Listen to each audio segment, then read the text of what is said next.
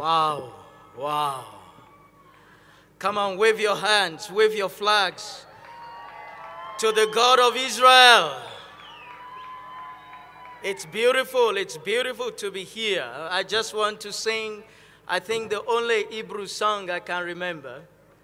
Avenu shalom aneke, Avenu Avenu shalom, shalom, shalom. Come and do it.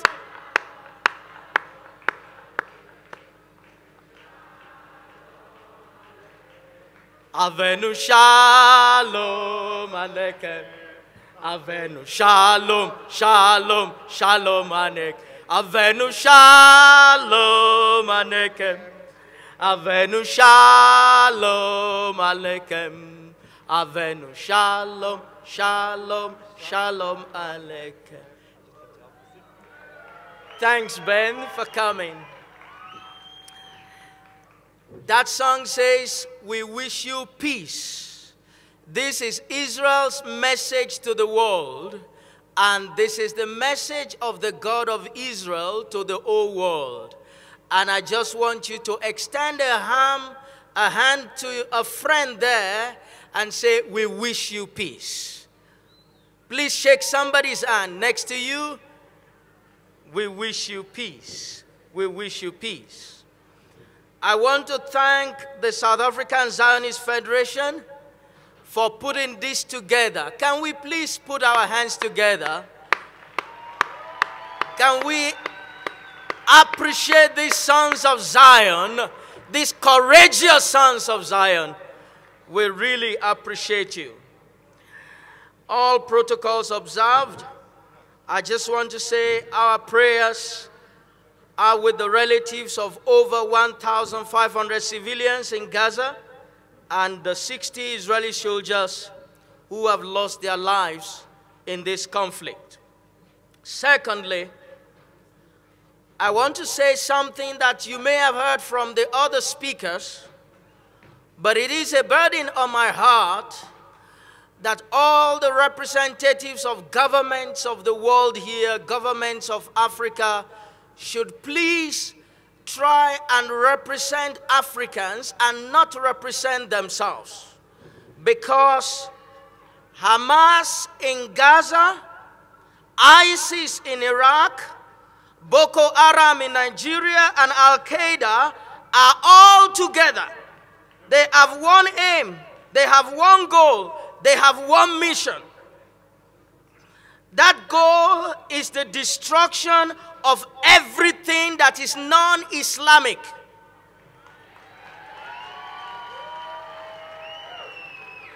And Israel is the number one on their list, followed by every trace of Judeo-Christian civilization. But we are standing together here today and saying no to terrorists. Can you say louder, no to terrorists? No to terrorism. I am surprised that the governments of the world lack the courage to condemn Hamas and its allied terrorist organizations. I want to repeat, Hamas is a terrorist group. Hamas should be tried for human rights violations because Hamas compels civilians to remain in areas that will be bombed using civilians as human shield. I want to congratulate and thank the Prime Minister, Mr. Benjamin Netanyahu, and the IDF. I believe that they have shown the world how to deal with terror.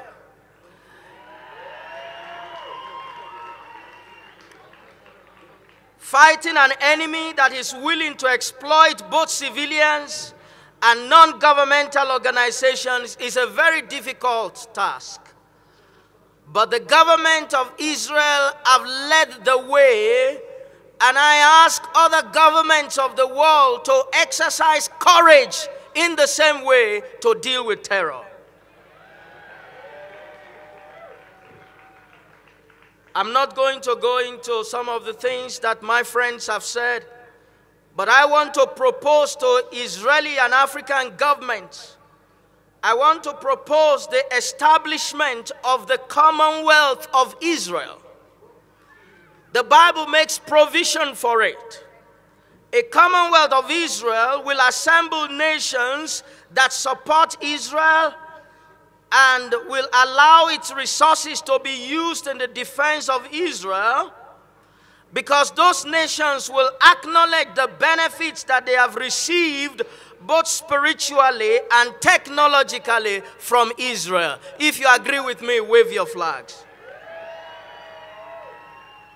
We need a Commonwealth of Israel, an association of nations that appreciate Israel, that appreciate the benefits that have been received from Israel over the centuries and are not ashamed to proclaim it. We need a Commonwealth of Israel that will establish an highway of trade and ideas between the nations. They can share their technology with us.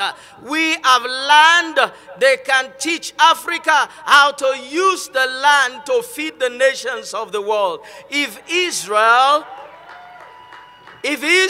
can export food from the desert, imagine if we partner with them in Africa. Friends, I want to say to you, this war is a clash of cultures. One culture protects life, the other destroys. One culture protects in the name of God and in the name of life. The other destroys in the name of another God. One culture is desperate to live. The other is desperate to die and teaching the children to learn to die.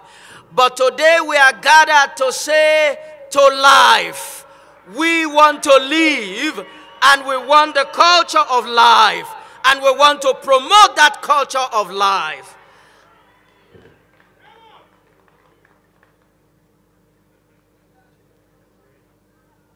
So all lovers of life today have come together to proclaim life to Israel and also life to the people of Gaza.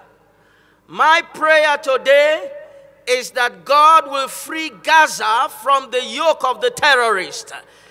Do you agree with me? Say yes. And I'm going to close with the same psalm that the chief rabbi read. Everyone who stood here took something out of my note. But I am glad that the chief rabbi read in Hebrew and I can read in English. And I am grateful that God hears every language. I will lift up my eyes to the hills, from whence comes my help. Indeed, we have seen the help that God has given to Israel in this season.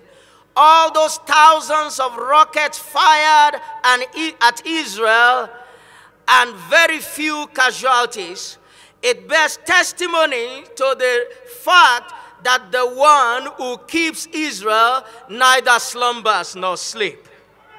And he is still watching over Israel today. And we are his sons and daughters.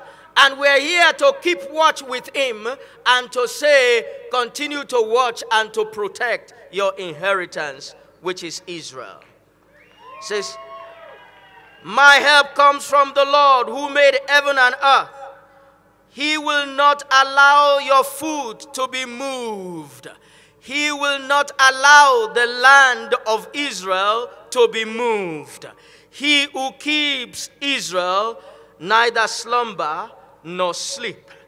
The Lord is your keeper. The Lord is your shade at your right hand. The sun shall not strike you by day, nor the moon by night. The Lord shall preserve you from all evil.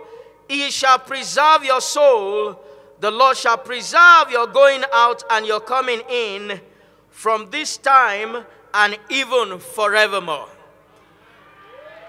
On behalf of the Institute for Christian Leadership Development and the hundreds of people who came out of Pretoria today to support this rally, I just want to ask us to stretch our hands or your flags and say peace to Israel.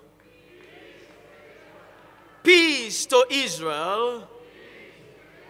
Peace in Israel. Peace to Jerusalem. God bless you all.